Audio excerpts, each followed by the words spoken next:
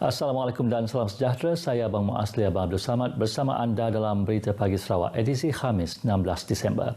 Kajian dan perancangan yang teliti berkaitan pembangunan di kawasan Ngemah dan sekitarnya akan terus diperkasa. Ketua Menteri Datuk Petinggi Tan Sri Abang Johari Tun Oping berkata sebuah agensi bagi mempercepat pembangunan di kawasan itu akan ditubuhkan sekiranya terus diberi mandat dalam pilihan raya umum Dewan Undangan Negeri kali ini.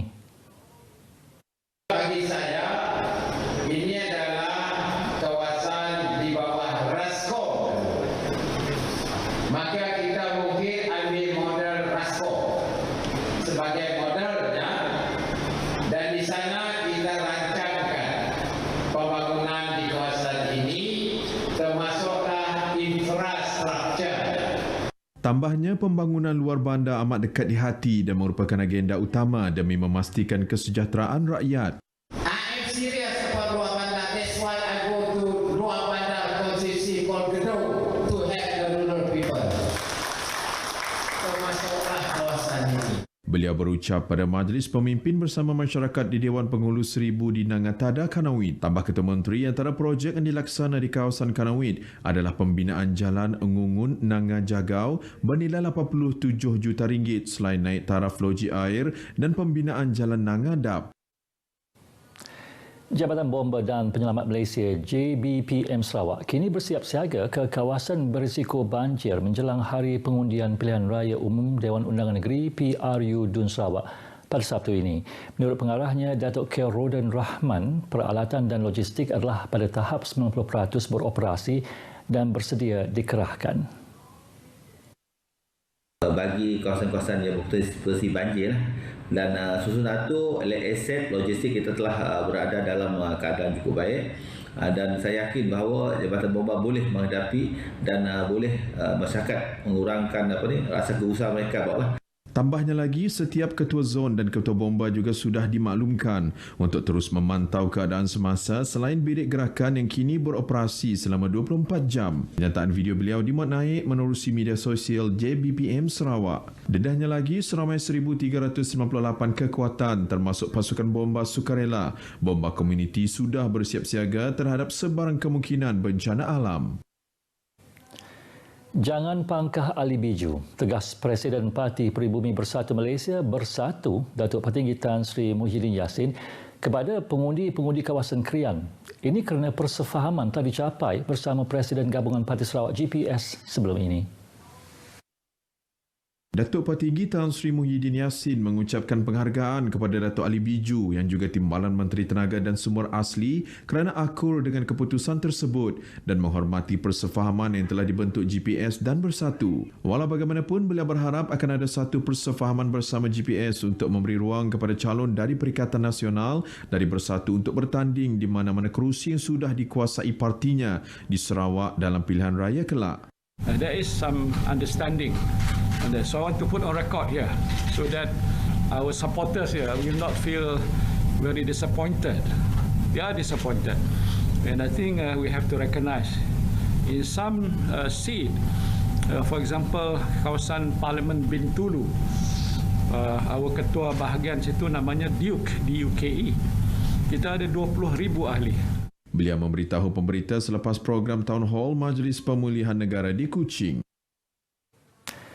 Sebanyak 17,885 kertas undi pos dikeluarkan oleh Suruhanjaya Pilihan Raya Malaysia SPR kepada yang berhak untuk mengundi secara pos pada PRU Dun Sarawak ke-12.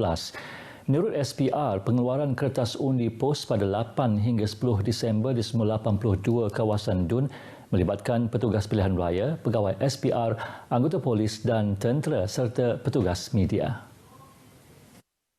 Salah seorang petugas media yang mendaftar sebagai pengundi pos ialah pengurus stesen RTM Miri, Lydia Paya Rinyut.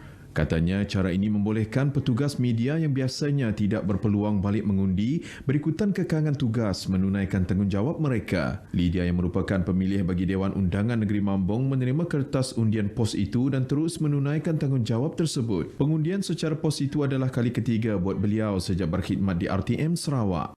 Dan kepada rakan-rakan yang lain yang bertugas pada hari mengundi, selamat bertugas, dan yang ada berkesempatan juga untuk mengundi pos, tunaikanlah tanggungjawab anda dengan bijak dan laksanakanlah tanggungjawab anda sebagai warga negara Malaysia dan anak jati Sarawak khasnya. Turut hadir jurutera penyiaran RTM Miri Muhammad Irfan Sanif sebagai saksi beliau.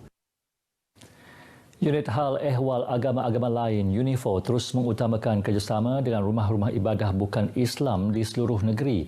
Pengarah UNIFOR Richard Lon berkata ia bagi memastikan perkhidmatan terbaik dapat diberikan kepada rakyat ke arah menjamin keharmonian penduduk Sarawak yang berbilang kaum dan agama. Richard Lon memberitahu walaupun masih dianggap sebuah agensi baharu, pihaknya berjaya mencapai 70% liputan rumah-rumah ibadah bukan Islam di seluruh negeri, terutamanya di kawasan pedalaman yang memerlukan perhatian serta bantuan daripada kerajaan negeri. Namun, terdapat banyak lagi rumah-rumah ibadah di kawasan pedalaman yang sukar dihubungi dan masih tidak mengetahui kewujudan UNIFOR berikutan kekangan logistik yang dihadapi oleh pihaknya. Ke arah itu, UNIFOR sedang meneliti keperluan untuk menaik taraf kapasiti logistik UNIFOR agar perkhidmatan mereka dapat diperluas. We will have to look into manpower semua itu kan, dan kemampuan, kewangan dan sebagainya. So we will have to come up with some papers and proposal, and probably the government will look at it lah. But at this moment kita masih merancang. Beliau berkata demikian selepas menyempurnakan majlis penyampaian cek bantuan operasi rumah-rumah ibadah agama-agama lain di Kuching.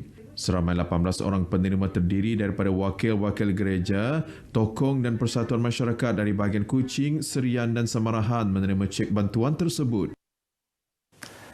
Penjawat awam diingatkan supaya membuat penilaian bijak dan mengamalkan prinsip berkecuali tanpa memihak mana-mana parti pada PRU DUN Sarawak ke-12. Tegas pengerusi Kongres Kesatuan Pekerja-Pekerja di dalam Perkhidmatan Awam QPEX Negeri Sarawak, Omar Bahrin Unin. Ini kerana penjawat awam terikat dengan peraturan perkhidmatan awam. Menerusi kenyataan medianya, beliau memberitahu tindakan tata tertib boleh dikenakan jika didapati terlibat dengan mana-mana parti politik secara langsung. Tambah beliau, penjawat awam sememangnya menyokong mana-mana kerajaan sebagai pemerintah. Mengulas lanjut, penjawat awam yang dilantik Suruhanjaya Pilihan Raya SPR sebagai ketua tempat mengundi dan petugas tempat mengundi, beliau mengingatkan agar bertugas dengan integriti dan berhemah selain menjaga keselamatan terutama yang bertugas di kawasan pedalaman. Seramai 290 orang daripada 58 rumah penduduk Kampung Mutap dan Kampung Sinop di Bekenu bakal menikmati bekalan air bersih. Bekalan air terawat itu bakal disalurkan dalam masa 2 minggu lagi. Jurutera Air Bahagian Jabatan Bekalan Air Luar Bandar JBLB Miri, Fadil Kawi berkata, pihaknya kini dalam proses pembersihan saluran paip bagi memastikan air yang digunakan bersih dan selamat. Beliau menjelaskan projek rakyat yang berharga 3.6 juta ringgit dan dibiayai oleh kerajaan negeri itu mengalami sedikit kelewatan berikutan Perintah Kawalan Pergerakan.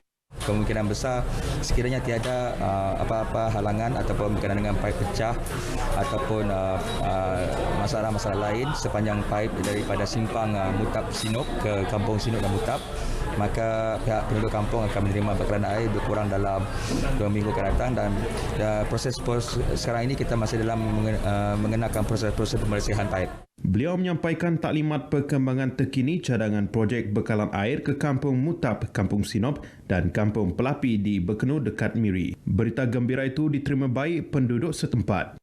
Kami mengucapkan ribuan terima kasih dengan pihak kerajaan sebab mempercepatkan proses bekalan air di kawasan kami orang. Yang selamat tu ada masalah sedikitlah.